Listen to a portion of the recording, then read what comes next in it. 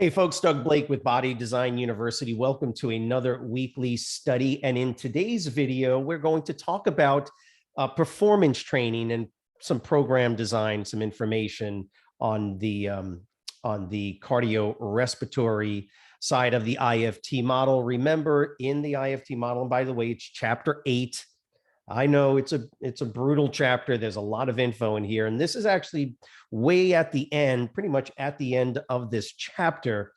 But it's an area of study that I often get questions about, not just from the memorization perspective. You know, it's a good idea to memorize the information, obviously, with respect to program design for any of these different phases that you see in the IFT model. But there's also the more practical use of this information. And, you know, we're always kind of navigating two sides to this sort of tightrope that you deal with when you're trying to get certified through the ACE organization, which is trying to pass your test, right? Whether or not you use the information or not, you got to pass the exam.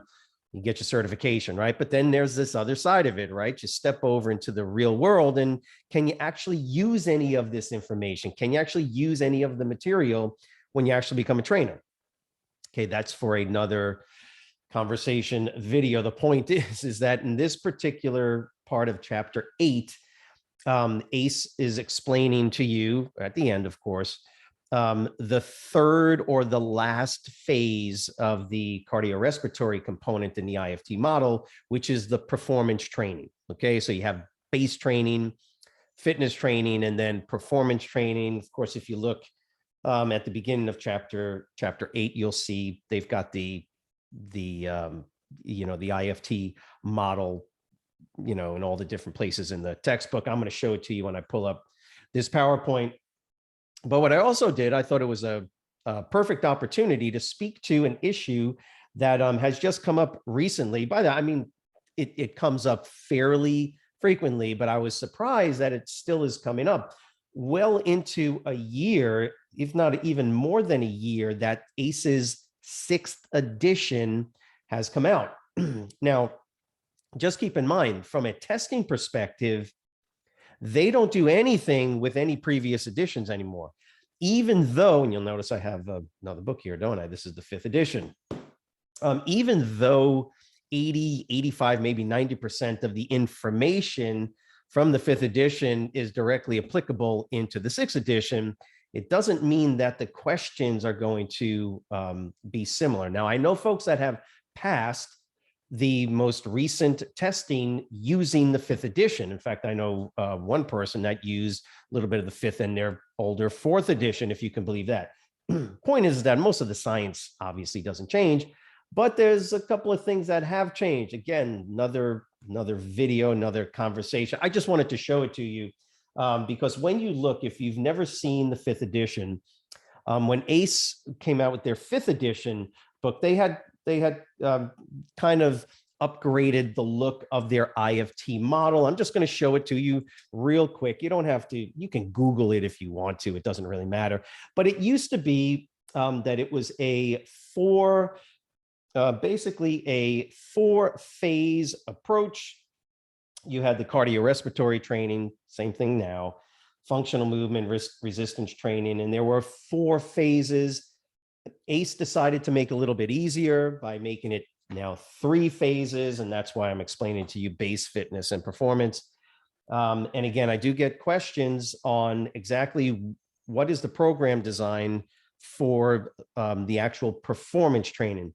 What ACE is going to tell you, and it's important to remember this, very few of your clients are ever going to, quote, move into the performance training from a program design perspective. It is generally reserved for athletes or very fit individuals that have an actual specific performance outcome goal.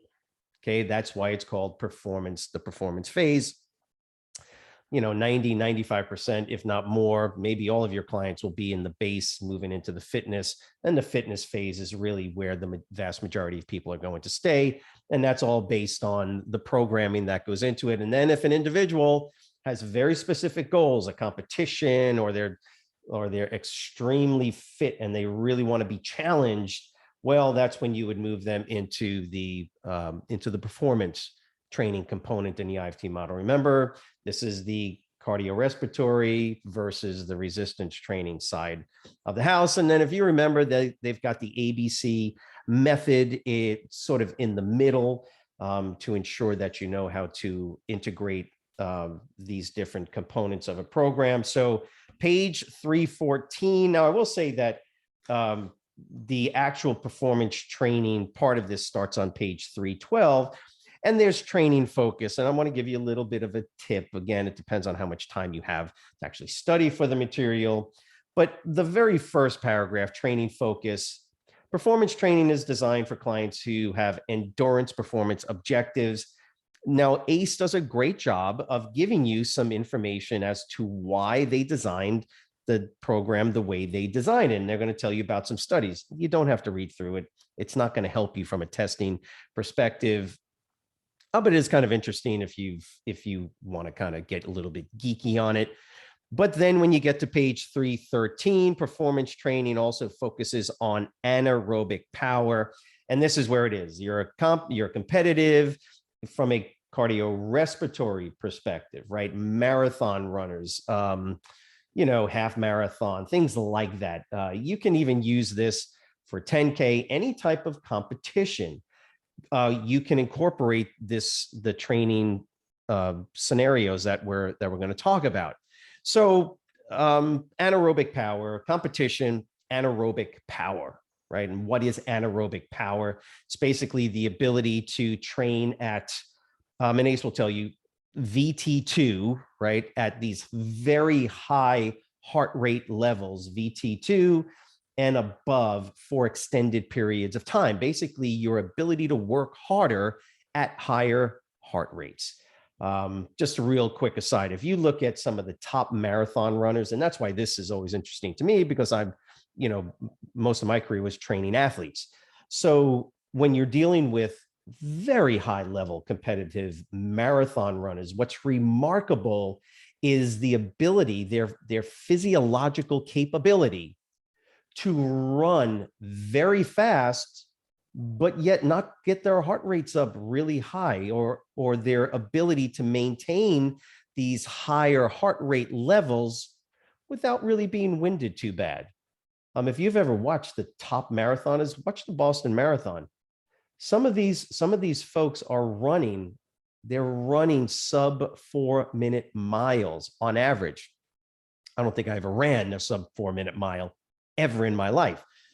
The point is that this type of training, this is something that you got to keep in mind.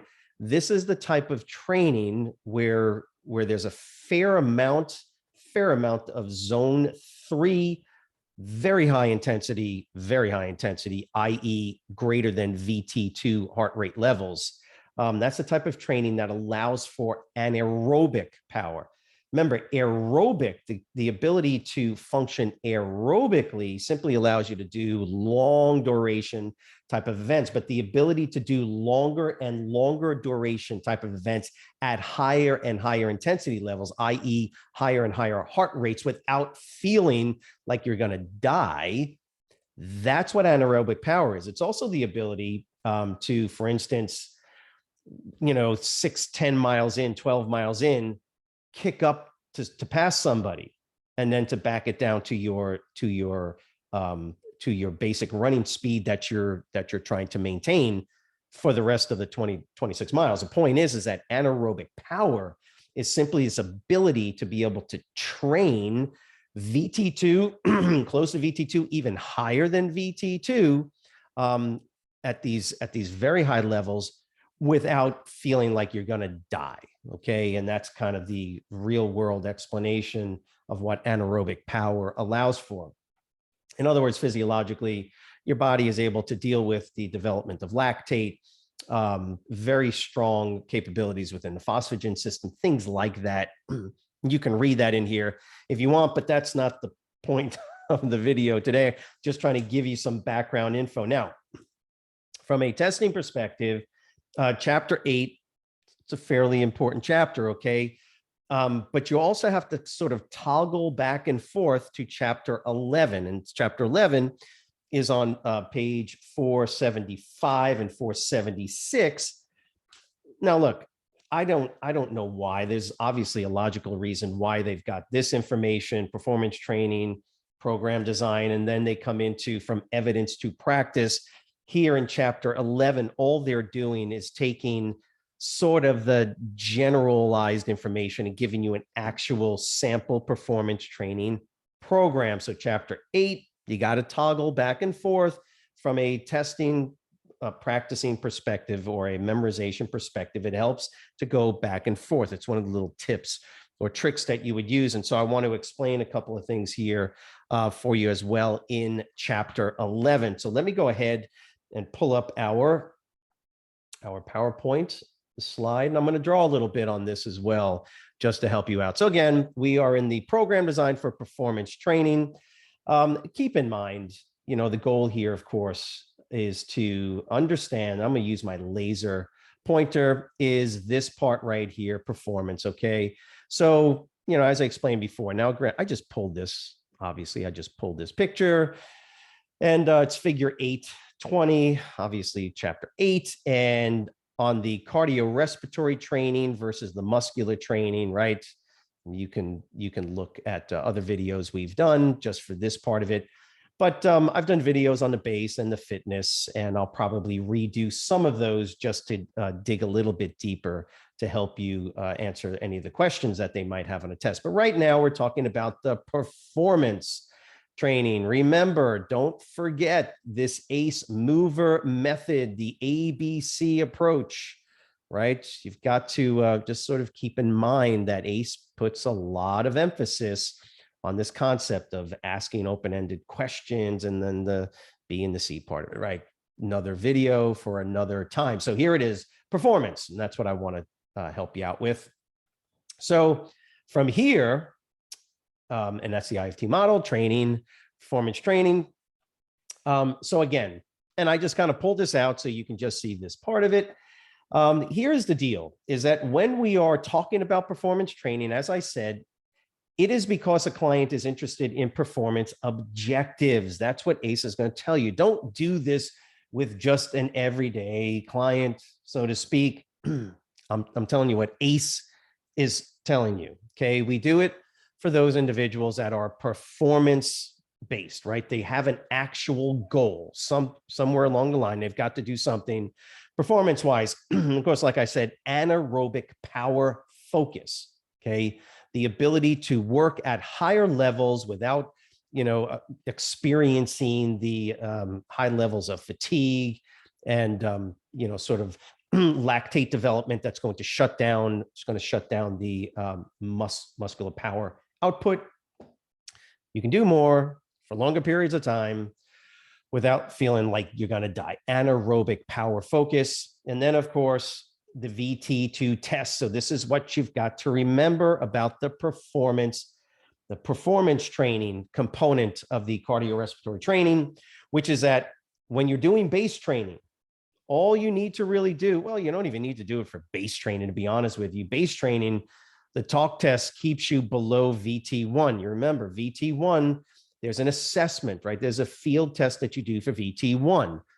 It's the VT2 test. That's what you must now do when you're doing performance training. For fitness training, you don't need to do the VT2 test. Why? Because in fitness training, once you know your VT1 heart rate, you're doing predominantly zone 1 training, and you're jumping in and doing intervals into and above VT1.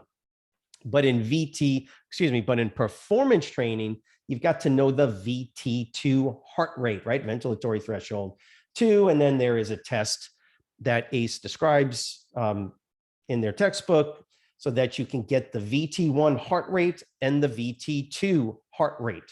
Okay. Remember that. It's the only of the three, it's the only one that requires a VT2 test. Why? Because in ACE's zone training model, zone 1 is below VT1. You know this. Zone 2 training, which is not, you're not going to spend a whole lot of time in it, is between VT1 and VT2, right? And then zone 3 training, which is where you're going to spend some time in performance training. VT2 and above is the zone 3, and that's what you're going to get when you go into chapter 11. So that's important to keep that in mind. Okay, so here's something that's really interesting that I wanted to kind of go over with you. And this is going to be in chapter 11. So move on over, toggle into chapter 11. And this is on page 475. Why did I bring this up? And why did I put the actual writing on there? Because, ladies and gentlemen, I get this all the time. Folks have no clue what this means. Now, if you understand what this chart actually shows, good for you. You can skip forward on the video, but yeah, more than not, students will ask me, can you explain this? And the answer is, well, of course I can explain it to you.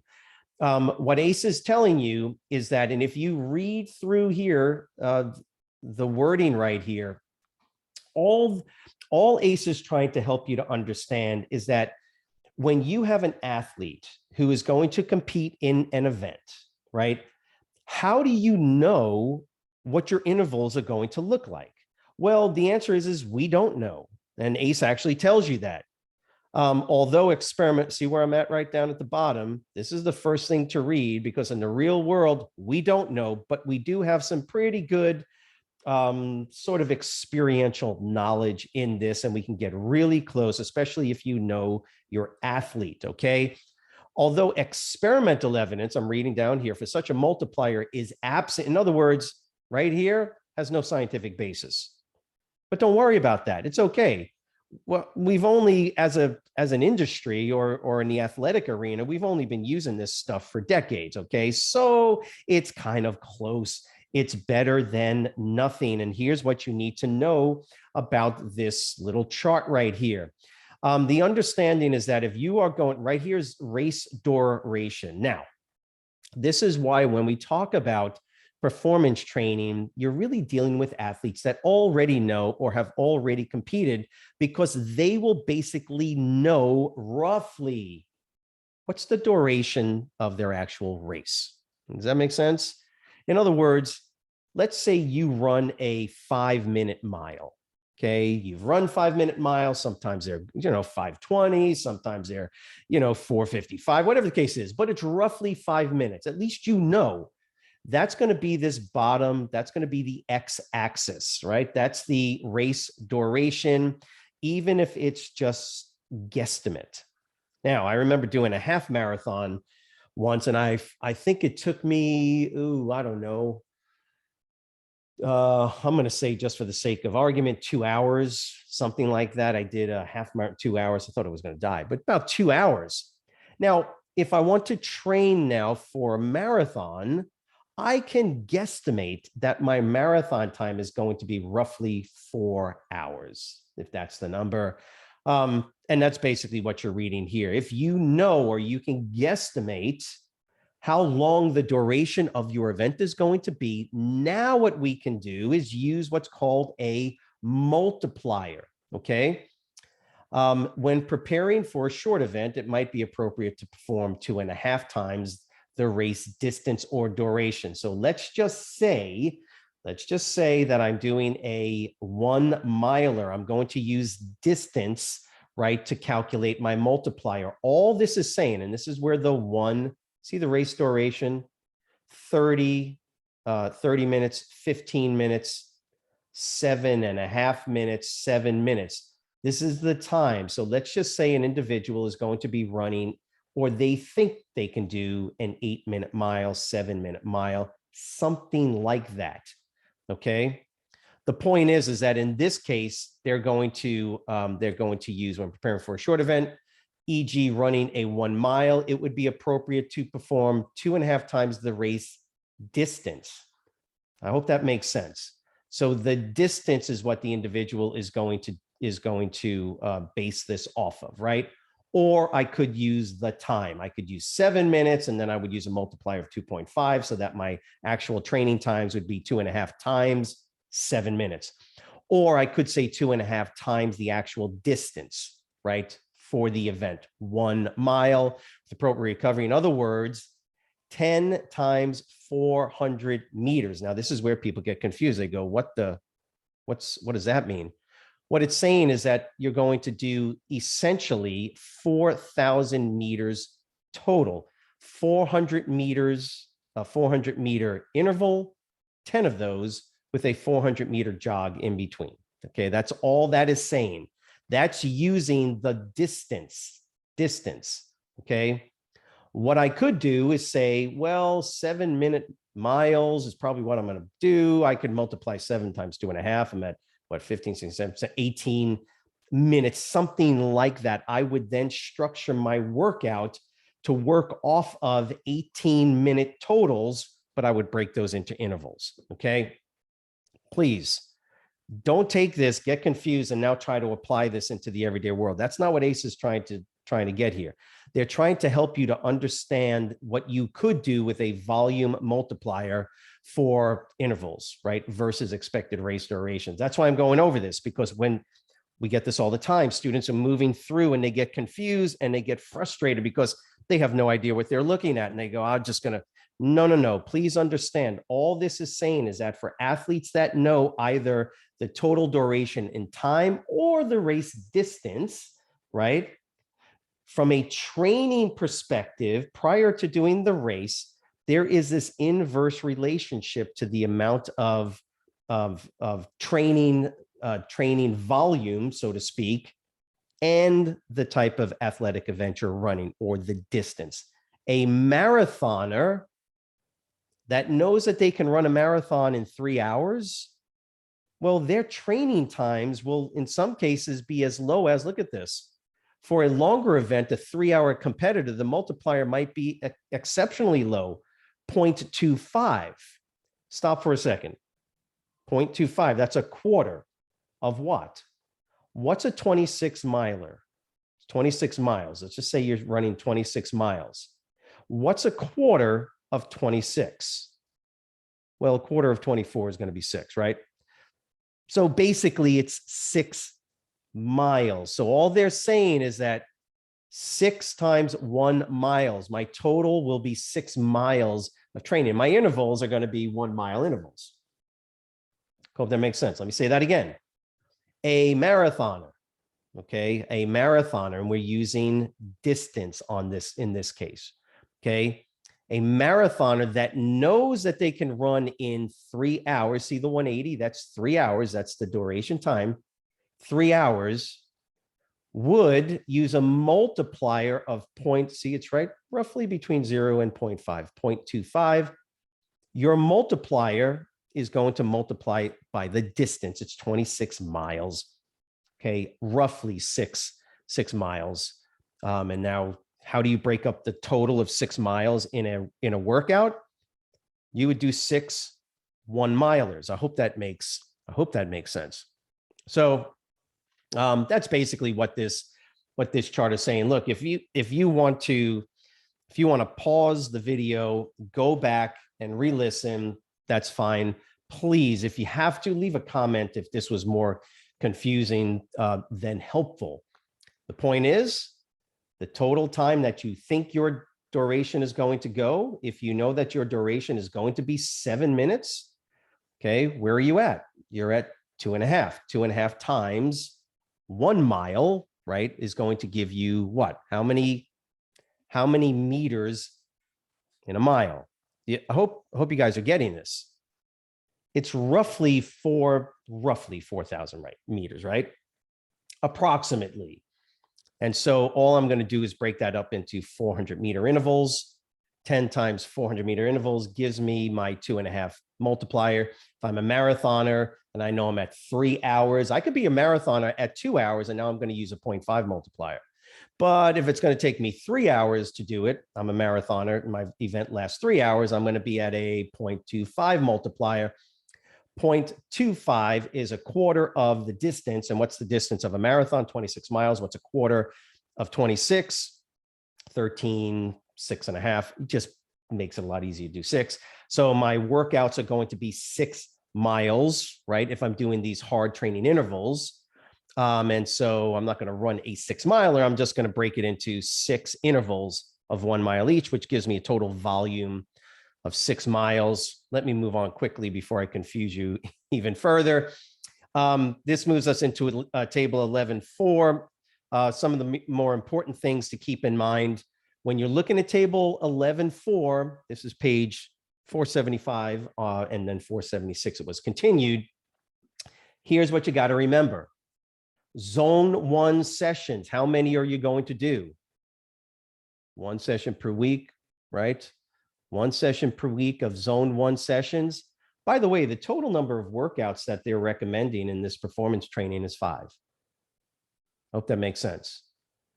You're going to do, zone 1, you're going to do 3. And remember, ACE always says zone 1 is where you're going to spend the majority of your time. How many zone 1 training sessions? What is zone 1 below VT1, right? So even a top marathoner, it doesn't matter what you're going to run, so to speak, or what you're going to race. Your zone 1 sessions are 3 times a week. Your zone 2 is once a week, and then you're going to do 1 of those, just as we saw previously in that slide, a zone 3 session, right? Once per week. Does that make sense? Don't worry so much. You know what the intensity for zone 1 is already. It's below VT1. You know what zone 2 training is. It's between VT1 and VT2, right? Work intervals in zone 2. Zone 3 means you're what? You are going to be training, doing intervals in above VT2, at and above VT2. Again, what's really important? 5 sessions per week in the performance training, 1 session in 3 sessions of zone 1 training, 1 session in zone 2, 1 session in zone 3. From a testing perspective, these numbers right here is simply not going to be a big part of any testing that you're going to see. So don't worry about memorizing this. This would be for you to use if you were actually going to do training with athletes. Okay. I hope this clears up any confusion you may have from chapter 8 with program design itself, and then go into chapter 11 and actually look now and look at some of the tables, and obviously this one particular figure here that we saw with the multiplier, so figure 11.5. So again, wanted to hit a couple of points for you.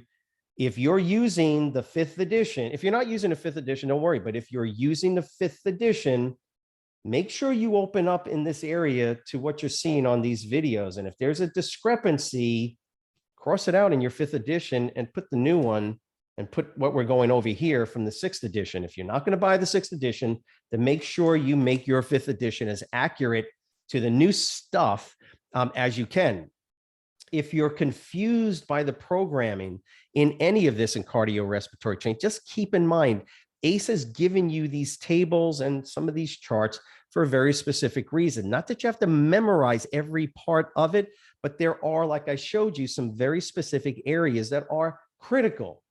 Performance training, sample performance training. How many workouts per week would you be doing? 5. How many of those 5 workouts are going to be zone 1 training workouts? 3 of them. And then you're going to do a zone 2 workout, 1 day of those, right? And then a zone 3, which is a very hard, that's where you're doing that significantly challenging intensity, high intensity type of interval training, right? That we see with this multiplier on figure 11.5. Okay, so I hope that makes sense. So if you get a question, related to a client is interested in competing in an event, blah, blah, blah, blah, blah. What type of training scenario or programming would you use? And you'd have 4 options, and you would have to then pick. You're going to do zone 3 type of training on at least one of those days. Okay. You may not see any questions, to be honest with you, on this particular area, but don't let that don't let that make you go to sleep when it comes to this information. Look, of all the information that you're going to learn from the IFT model, some of this programming is what's going to help you the most in the real world, just so you know. Okay, so if you have any questions on this particular topic that I've gone over today, please leave it in the comment section. Make sure you subscribe, by the way, on our YouTube channel. You can hit the subscribe button, of course, and then you can ding the bell so that you can know when the new content is coming out. If you're viewing this on our Facebook page, leave the comments below and just let us know if this material is helping you or if you need more clarification. We're more than happy to help you. Remember, our goal at Body Design University is to help you pass the ACE exam on the first attempt. Okay, that's the goal. If you've already taken it and you didn't pass, well, we want to help you pass it on the second, right? Or whatever attempt you're on. Please, if you're getting frustrated while you're studying, if you're not getting the material, it might be an issue with the way, obviously, that you're studying. Let us know, and we will try to help and assist as best we can. Have a great weekend, and we will see you next week. Thanks.